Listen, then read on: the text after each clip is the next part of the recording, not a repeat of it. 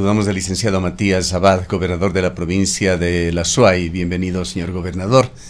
Las maniobras políticas en realidad se las realizan y ejecutan en Quito, pero bien vale tener una opinión suya como principal representante del gobierno en esta provincia sobre lo que está pasando en la Corte Nacional de Justicia, el Consejo de Participación Ciudadana, el Consejo de la Judicatura. Hay razones para analizarlas también desde acá, desde la ciudad de Cuenca, pues Iván Saquicela, el presidente de la Corte Nacional, se pertenece a esta provincia, así como la mayoría de candidatos del Consejo de Participación Ciudadana que han sido propuestos. La presidenta de la Corte local de Justicia, Alexandra Vallejo, califica como una posición de las distintas partes de tratar a la justicia como un botín político y resalta la gravedad de esta situación que está generando inseguridad jurídica en el país. ¿Qué es lo que está pasando en su criterio? Buenos días, Gustavo, un cordial saludo para usted, también para Rosana y todos quienes nos siguen a través de las redes sociales y por supuesto de la emisora. Bueno, nosotros como ejecutivo, como los que más somos muy respetuosos de la separación de poderes dentro de un Estado constitucional de derecho, buscamos no interferir, más bien trabajar de manera coordinada, de manera alineada con la función judicial, con la función legislativa, de control de participación ciudadana y control social, y por supuesto con la función electoral. En este sentido, pues, más bien esperemos que se pueda solucionar y se recupere la institucionalidad, especialmente del Consejo de la Judicatura y de la función judicial. Como usted conoce, nosotros más bien a través de la Presidencia de la República hemos presentado en el marco de la consulta popular algunas preguntas que buscan de alguna manera recuperar esta institucionalidad. Entre estas, por supuesto, una de ellas, estar de acuerdo o preguntarle a los ecuatorianos si está de acuerdo con que el Consejo de Participación Ciudadana y Control Social ya no sea el encargado de nombrar a las autoridades públicas, sino que más bien esta competencia y esta facultad más bien obedezca a un proceso de méritos, de escrutinio público que sea liderado por la Asamblea Nacional. De la misma manera, también buscamos que se pueda de alguna manera generar una suerte de mayor autonomía para la Fiscalía a partir de crear un Consejo Fiscal que garantice pues la autonomía de la actuación y sobre todo una serie de otros elementos para poder garantizar y recuperar la institucionalidad de esta función y que, como decía hace un momento, más bien pueda con el Ejecutivo trabajar en equipo, que creo que es lo que espera la ciudadanía, muy especialmente en los temas de seguridad que atañen a todos, al ser la seguridad un asunto de Estado. Ahora, señor gobernador, respecto del Consejo de la Judicatura, cuando se empezaba a analizar las propuestas que vendrían en esta consulta popular, también se había sugerido o se anunciaba que se podría llegar a incorporar temas relacionados a cambios en el Consejo de la Judicatura, considerando todas estas problemáticas en torno a la administración de justicia en el país. Esto no logró darse en esta consulta popular, no se incluyó temas relacionados al Consejo.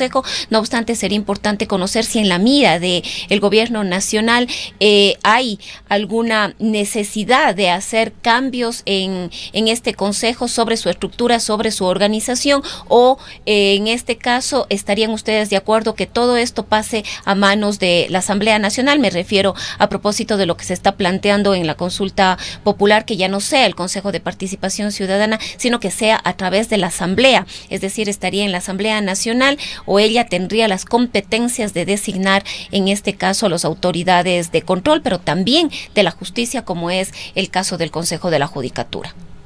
En las 8 preguntas que este momento ya están aprobadas, que ya han pasado los 2 filtros constitucionales y que de hecho a partir del decreto expedido por el señor presidente y una vez analizado por el Consejo Nacional Electoral, estarán presentes en una papeleta en el mismo día de las elecciones seccionales. No se incluye ningún tema respecto a la función judicial. Específicamente, más bien en el marco de generar más institucionalidad, se ha buscado darle o devolverle a la Asamblea Nacional esa facultad a través de procesos meritocráticos y de procesos ordenados, devolverle también esa facultad de poder, como usted bien señalaba, designar a las autoridades de control. De ahí, como todos sabemos, más bien las preguntas están orientadas, por una parte, a dar también un marco jurídico más amplio para que se pueda trabajar en temas de seguridad. Hay una pregunta que tiene que discutirse en la Asamblea Nacional, que es la posibilidad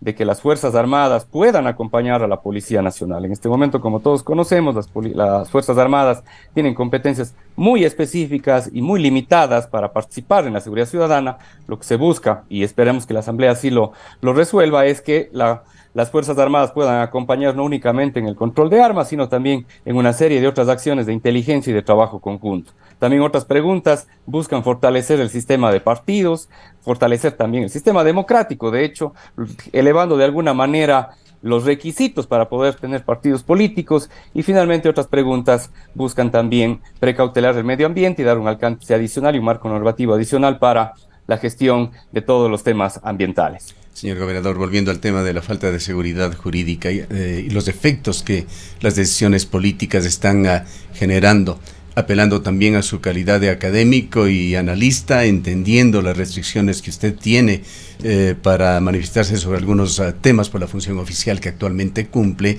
De cualquier manera, quisiéramos preguntarle si es que no ve usted visos de regionalismo en lo que está sucediendo con el Consejo de la Judicatura.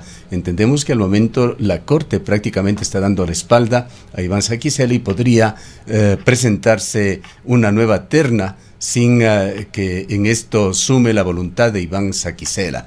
Y por otra parte también quisiera preguntarle su punto de vista sobre estas manipulaciones que se hacen en Quito. Usted dice que el gobierno no participe en esto, pero hay un criterio generalizado en el sentido de que Hernán Ulloa, quien al momento coyunturalmente preside el Consejo de Participación Ciudadana y Control Social, es funcional al Ejecutivo, así como los otros 3 vocales que fueron destituidos por la Asamblea.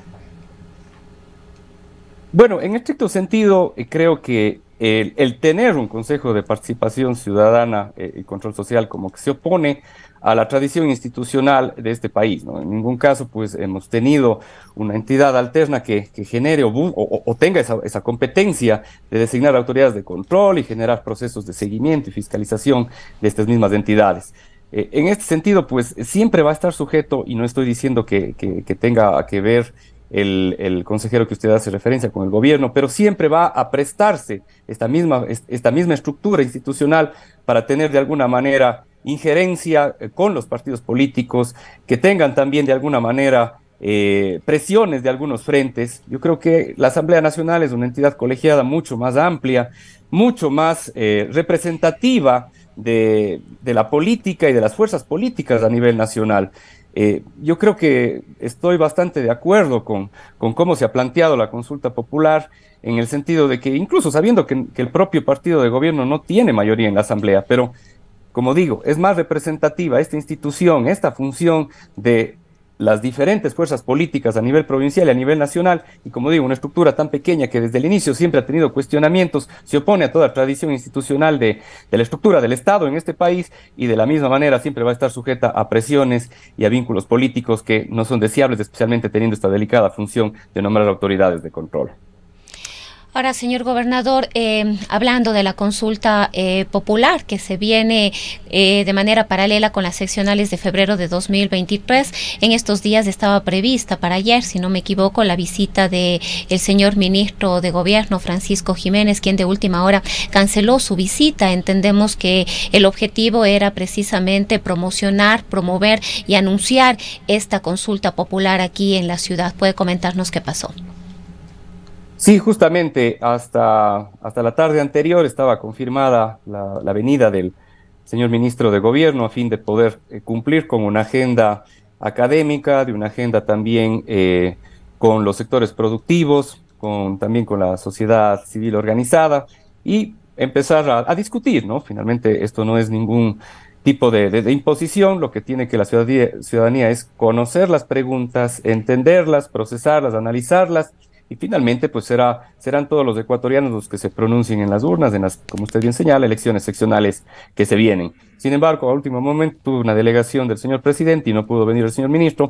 Esperamos que pueda venir el próximo jueves. Sin embargo, de ello, pues más bien buscaremos generar los espacios para que las preguntas se debatan, se analicen y que finalmente pues el ciudadano tenga todos los elementos necesarios para tomar la mejor decisión el próximo febrero. Vayamos, señor gobernador, a una de las aristas más graves y delicadas de esta inseguridad jurídica que existe en el país, el tema de las cárceles. Hemos lamentado el día de ayer nuevamente otro hecho violento con enorme significado, el asesinato de un director de una de las cárceles del país, Santiago Loza. Y hay muchas cosas preocupantes que se dicen allí, entre ellos las investigaciones que habría estado llevando Santiago Loza para tratar de tener control en la cárcel que él administraba. Se ha señalado que le habrían amenazado, le habrían dicho que no se meta, que siempre la cárcel ha sido controlada por ellos, y estas declaraciones han derivado la situación a la cárcel de Turi, pues habían dicho que el control del Inca proviene de Turi, en la cárcel de Turi, en donde guarda prisión el líder de los Lobos, alias Pipo. Hasta donde pueda usted comentarnos sobre estos temas que siempre son muy preocupantes. Algunos mensajes tranquilizadores se han dado en las últimas semanas con respecto a un supuesto control que existe en la cárcel de Turi, pero tenemos estos otros hechos que sin duda generan enorme preocupación. Bueno, primero aclarar que siempre ante cualquier alerta en cualquier cárcel del país tenemos que activar también nuestros protocolos en todas las ciudades, ¿no? Es lo lógico, como usted bien señala, existen facciones de bandas en todas las cárceles del país y eso hace que tengamos que estar siempre alertas y con todo el contingente de Policía Nacional, de Fuerzas Armadas y de los agentes de seguridad penitenciaria, también con todas las alertas máximas. No hemos tenido novedades aquí en el CPL Turi. Existe, por supuesto, una red que está interconectada entre todas las cárceles, pero en este caso nosotros acá de alguna manera hemos podido mantener el control desde el último problema que se dio. Tenemos a la policía también en los patios, que es algo importante también, es decir, hay un control también de quién entra, quién sale de pabellones, y se puede de alguna manera tener mayor respuesta o una respuesta más efectiva en caso de haber alguna novedad. Como usted conoce, la cárcel de Turi tiene una capacidad instalada de 2.700 PPLs. Estamos en este momento con alrededor de 1.300, un poquito más, es decir, no estamos ni siquiera a la mitad de la capacidad instalada y eso también de alguna manera es una forma de poder tener una respuesta y saber que con el contingente que contamos y con los protocolos establecidos se puede tener una acción inmediata en caso de haber algún incidente y eso lo saben también a la interna. Ahora, señor gobernador, respecto de esta alerta aquí en la provincia, en Azuay, ¿han hecho algún acercamiento? Pues la Policía Nacional y las investigaciones, como ya lo dijo Gustavo, habrían puesto énfasis en que el control del Inca viene o sale desde Turi. ¿Esto podría motivar en algún momento en el transcurso de estos días alguna situación de preocupación aquí? ¿Ustedes han avanzado quizás en algún conocimiento o investigaciones en torno a esta situación?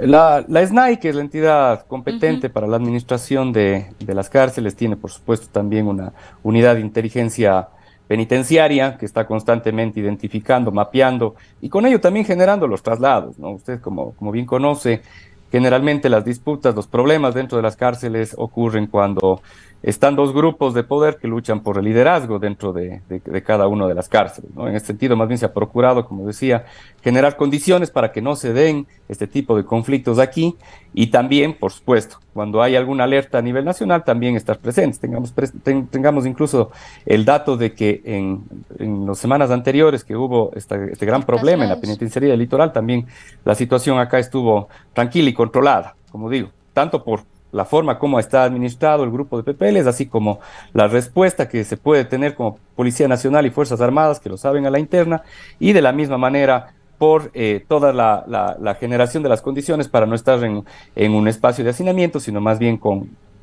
el espacio suficiente para que el contingente que se tiene pueda responder ante cualquier eventualidad adentro.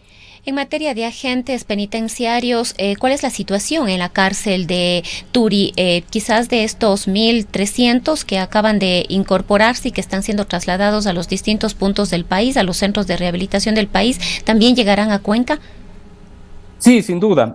No estoy muy seguro cuándo cuándo ya se incorporarían al CPL Turi, pero esa ha sido la directriz del señor presidente. Cuando hemos también graduado policías, como hace un mes y medio, también de un grupo de 1.500 pudimos recibir 160, el mismo número que recibió Manabí prácticamente, el mismo número que recibió Esmeralda, sabiendo que son provincias que en temas de inseguridad no son comparables con la provincia de la Suay, y a pesar de ello se pudo conseguir un contingente adicional, y también esperamos con las dos escuelas de policía que tenemos en este momento, tenemos la de siempre, la de Ochoa León, y también pudimos emplazar una en una unidad educativa en Quingeo que estaba deshabitada, pudimos en un lapso corto poder generar todas las adecuaciones para también tener 200 aspirantes. En total estarían 400 aspirantes en la ciudad de Cuenca, que obviamente a medida que se vayan graduando, se irán incorporando también a la subzona Suay, y eso es una buena noticia. Esperamos en este lapso que queda de gobierno poder incorporar 1.000 policías, sabiendo que iniciamos con 850 en Cuenca y 1.600 en el Azuay. Incorporar 1.000 policías sería un número muy significativo y estamos camino a ello. No es un proyecto, sino ya es una realidad. En este momento les tenemos en las aulas, otro grupo ya se ha incorporado. De la misma manera seguiremos formando agentes de seguridad penitenciaria y se buscarán también las condiciones, especialmente logísticas, ¿no? Porque más allá del personal, más allá de los procesos, lo que se requiere también es una inversión importante en tecnología. El señor presidente, especialmente gracias a un convenio con Israel, ha podido forjar un intercambio, y ahí se va a poder, entre este amistoso acercamiento, poder tener también la posibilidad de incorporar más tecnología y armamento que permita fortalecer el área de inteligencia, que es algo que se necesita dentro de las cárceles, y es algo que se necesita también afuera para las unidades de inteligencia, especialmente las encargadas de desarticular las bandas organizadas. Varios expertos en materia de seguridad han sido entrevistados en este medio de comunicación y hemos escuchado también algunos portavoces del gobierno. Se considera que en la actual circunstancia tienen un importante papel que jugar los municipios en el país. Algunos de ellos han adquirido ya competencias en diversa medida en materia de seguridad. Aquí en Cuenca existe el Consejo de Seguridad Ciudadana, el 911. Hay en ocasiones claras descoordinaciones entre los dos organismos, y quisiéramos preguntarle, señor gobernador, su criterio sobre cómo está la situación de seguridad en Cuenca. Sabemos también que por allí hubo pedidos muy concretos de que se intente fortalecer la acción y la contribución que pueda tener el municipio a través de la Guardia Ciudadana, dotando de armas no letales a estos integrantes de la Guardia Ciudadana que patrullan la ciudad. Su criterio general sobre la seguridad, señor gobernador, y sus detalles sobre lo que le preguntaba. Bueno, de forma general, sí trabajamos articuladamente gobierno nacional y municipio. Tenemos todas las semanas, me parece que 2 reuniones. Antes teníamos solo una, ahora creo que tenemos 2 reuniones a la semana en las cuales se planifican los operativos de control, se planifican y se coordinan las acciones también conjuntas, especialmente con la Intendencia y la Comisaría Cantonal. Como usted bien señala, los cuencanos aportamos a través del predio a inicio de año una contribución que se destina al Consejo de Seguridad Ciudadana, una entidad que también, con esa responsabilidad concurrente que tienen los municipios, busca generar proyectos de acciones para también apoyar la labor de la Policía Nacional y la labor también en general de seguridad a través de mecanismos de prevención. Sin duda, si tenemos más contingente de Guardia Ciudadana, podemos tener a la policía dedicada a fortalecer y especialmente el área antidelincuencial, y no para áreas a las cuales se les destina y que quizás sí podrían ser absorbidas por el municipio.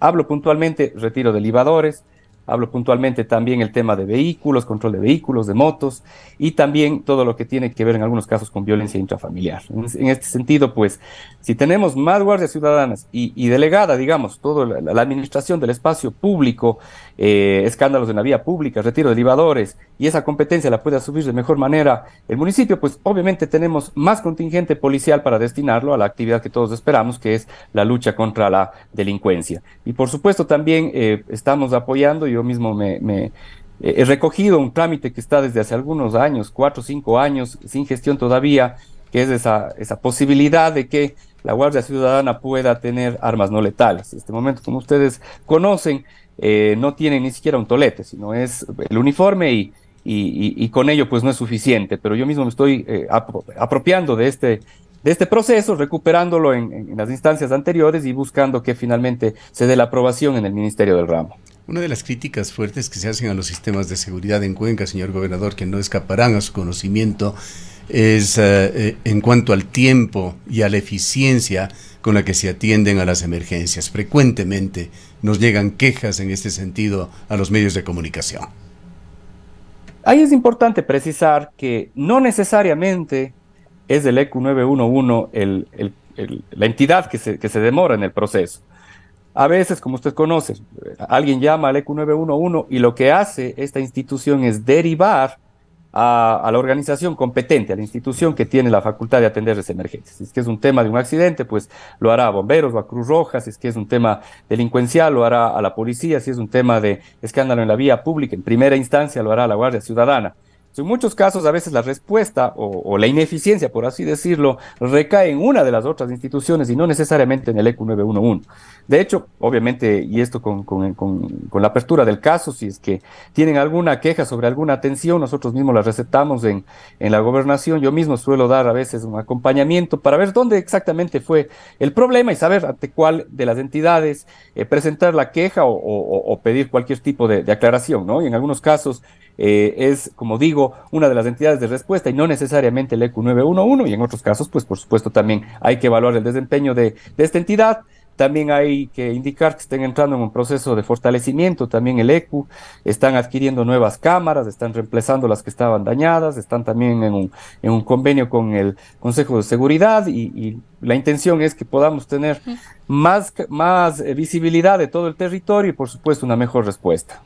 Ahora, señor gobernador, otra preocupación es en la vía Cuenca-Guayaquil, donde permanentemente están dándose robos y asaltos en el sector del Cajas. En Molleturo acaba de reportarse un asalto a un bus de la cooperativa San Luis, disco número 20, en este sector. Actualmente conocemos que la Policía Nacional está ya en el lugar, pero mucha gente que llega de viaje de la ciudad de Guayaquil y se traslada en vehículo hacia Cuenca es víctima de robos de sus maletas, de todas sus pertenencias. Se ha hecho también o se está analizando hacer un trabajo aquí. Ha habido múltiples quejas, las hemos podido leer además en las redes sociales de gente que ha sido víctima de este tipo de hechos, que el momento de poner sus denuncias no les otorgan un fiscal, sino varios días después, semanas inclusive, con lo que prácticamente estos hechos quedan en la impunidad sin ninguna respuesta. Se ha analizado la situación de la vía. Justamente estábamos sin mayor problema en esta vía en virtud de que estábamos con unos horarios más controlados, de 5 de la mañana a 9 de la noche y eso de alguna manera permitía que se pueda tener un mayor control por parte de las entidades que están a cargo, entre estas la Comisión de Tránsito del Ecuador, en la parte baja por supuesto la EMOV y la policía también en los casos de emergencia. Sin embargo, a medida de que se han ampliado los horarios, en este momento el horario es libre, por supuesto también eso ha hecho que se generen más incidentes. Ayer hablé con el director de la Comisión de Tránsito del Ecuador. El día lunes vamos a hacer un recorrido por dos razones. El primero, para evaluar cómo está la variante, que ya debería estar próxima a ser utilizada por quienes utilizan esta vía a fin de poder realizar la intervención en el kilómetro 49, que es algo que está pendiente, y por otra parte también para encontrar los puntos álgidos en donde se debería tener o vamos a tener patrullajes de la Comisión de Tránsito y otros en algún caso donde tendría que estar también emplazada un punto de Policía Nacional para tener una respuesta más inmediata. En el tema de los fiscales... Señor gobernador, permítame aquí añadir algo. Claro. Hay también denuncias, lamentablemente, los medios de comunicación, que muy poco podemos hacer, excepto poner preguntas directas a las autoridades. Recibimos, me refiero a los agentes de la Comisión de Tránsito del Ecuador. Hay frecuentes denuncias de que estas batidas que hacen tienen el propósito de recolectar dinero, de que hay extorsión, coimas a los ciudadanos, temas que deberían ser investigados. Sí, totalmente, y no vamos a ocultar, es una institución compleja a nivel nacional, no únicamente aquí en el Azuay, y más bien el propio director, en algunos casos, él mismo ha puesto la denuncia. Lo que sí pedimos a la ciudadanía es que puedan ser un poquito más específicos, ¿no? Ha habido autoridades de otros cantones que han dicho, bueno, presentado quejas formales diciendo, pues existe corrupción, están cobrando coimas, pero nunca se hace una precisión de quién, cómo, cuándo y dónde para poder de esa manera dar un desgraciadamente seguimiento un poco allí los más precisos, ¿no? se convierten en parte, pues caen en estos sistemas de extorsión. Correcto, pero si se nos hace una denuncia un poco más formal, yo creo que todos quienes estamos ante un agente podemos identificar el nombre o identificar la placa del patrullero, y de esa forma también cuando se presente alguna queja poder nosotros ser más específicos. Como digo, el propio director provincial de la CTE, él mismo ha puesto denuncias ante la Fiscalía. O sea, voluntad de querer sanear la institución existe a plenitud, pero también necesitamos que esa corresponsabilidad ciudadana sea un poco más efectiva, sin desconocer la incomodidad que ello genera, pero que de forma anónima nos den los datos para nosotros poder hacer un seguimiento y, si hay la evidencia correspondiente, poder establecer sanciones. Ojalá, de ahí a la respuesta ojalá este llamado suyo llegue a los ciudadanos y se actúe más responsablemente en estos temas.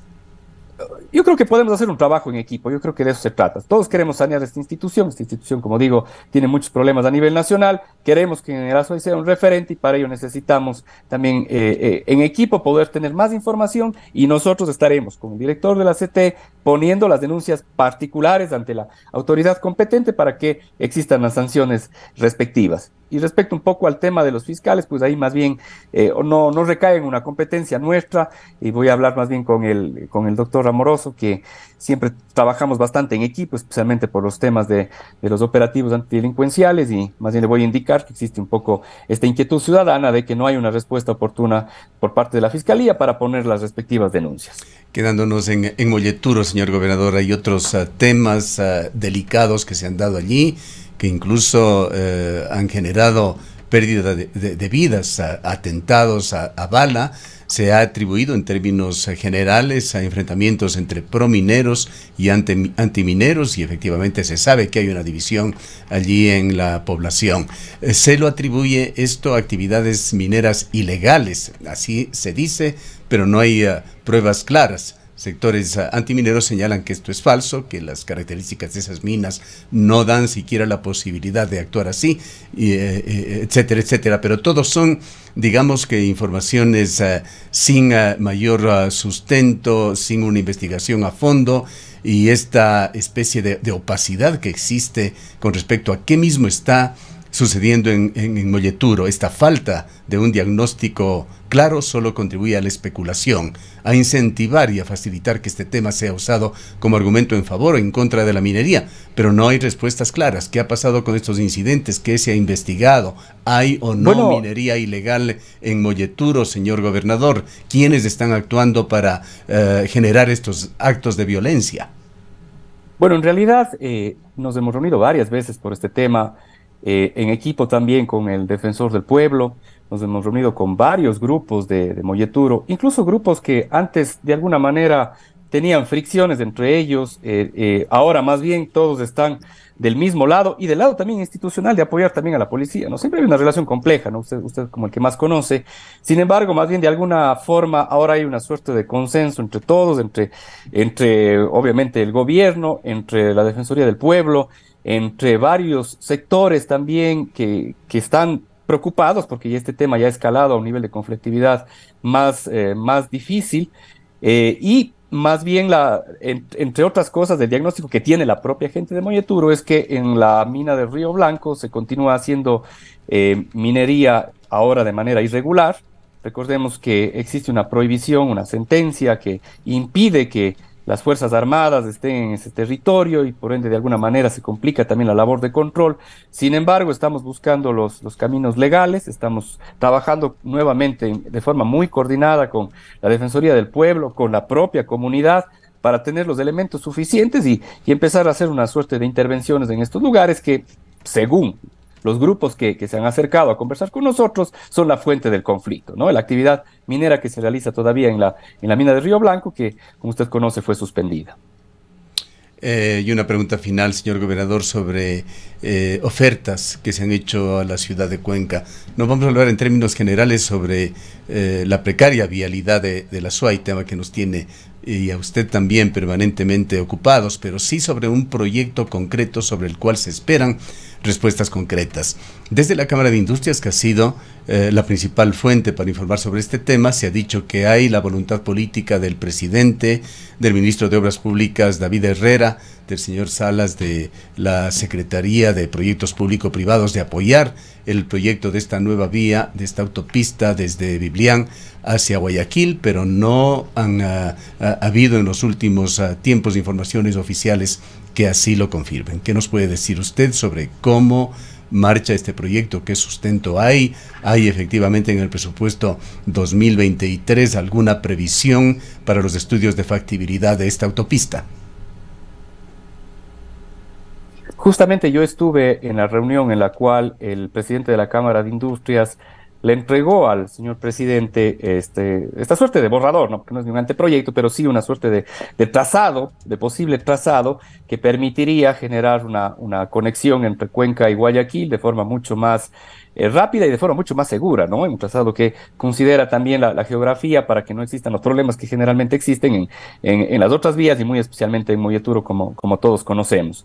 En este sentido, el señor presidente ha indicado que dentro de su gestión esperarían que por lo menos se pueda iniciar la obra. Para esto se va a requerir que, como usted bien señala, se pueda ya dar el próximo año pasos hacia los estudios y de los estudios poner esta posible factibilidad ante un portafolio de alianzas público-privadas o de proyectos que pueden sujetarse al formato de alianzas público-privadas a fin de poder conseguir inversionistas y a futuro poder tener también la suficiente inyección de recursos y también algún mecanismo de compensación al inversionista privado y poder desarrollar este proyecto. Como digo, el señor presidente ha sido claro en que tanto la autopista Quito-Guayaquil como la autopista Cuenca-Guayaquil están dentro de sus prioridades. Espero la próxima semana tener una reunión con el señor presidente y algunos ministros que justamente, entre otras cosas, discutir este tema y ver cómo vamos a ir afinando. Pero sí es algo que en algún punto se tiene que iniciar, es una buena idea, sería algo realmente revolucionario para la ciudad, quizás no en este gobierno se logre ver, pero que se den los pasos necesarios en estos años y que sea un proyecto que en algún punto quede para la ciudad y sobre todo genere esa necesaria conectividad que, como usted bien lo reitera, siempre pues de alguna manera ha sido olvidada en las provincias del sur. Si hay apoyo, señor gobernador, la única forma, el paso indispensable sería efectivamente determinar ya un presupuesto para los estudios de esta vía. Sí, justamente. El nivel de inversión que hará el gobierno será hasta los estudios. Ya la parte estructural, la parte ya de desarrollo de la obra, necesariamente tiene que ser a partir de una alianza público-privada por la magnitud de la inversión y también por la escasez de recursos en general de los presupuestos, que más bien se lo está priorizando para el gasto social. Esperemos a su retorno de la capital de la República, a ver si tenemos respuestas concretas sobre el tema. Gracias, señor gobernador. Le dejamos en cualquier mensaje que quiera dar usted a nuestros oyentes. Bueno, más bien agradecer y reiterar siempre que la ciudad que queremos es la ciudad que hacemos. La única forma de sacar adelante a Cuenca es que todas las autoridades, todos los niveles de gobierno y todas las instituciones trabajemos en equipo. Tenemos claro cuáles son los objetivos, pero lo que corresponde ahora es generar los entendimientos y los caminos y los puentes para poder, entre todos, generar esa ciudad que todos esperamos y esa Cuenca de proyección hacia el futuro. Más bien, muchas gracias por la invitación y un cordial saludo. Declaraciones del licenciado Matías Abad, gobernador de la provincia de La Suay. Son las 8:13 minutos.